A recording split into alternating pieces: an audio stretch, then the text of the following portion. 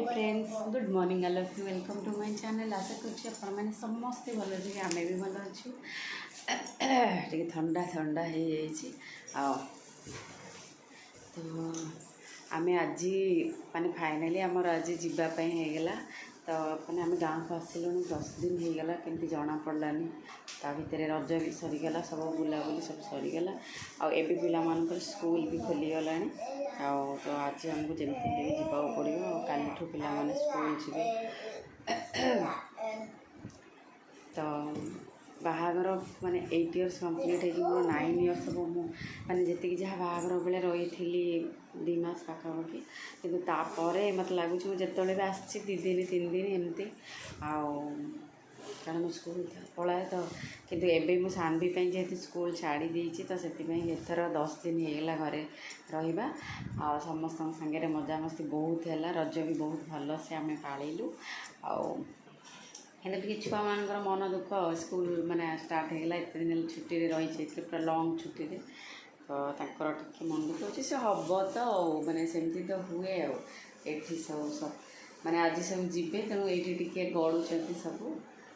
सका उठिकी ये माने गपसप चलती भाई मानकर तो आम आज पलैबू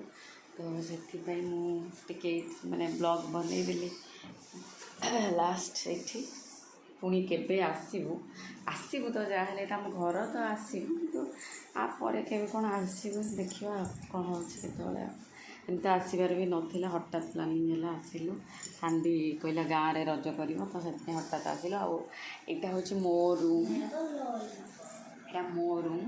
आठी पिला सब ये गडरेज पटे अच्छी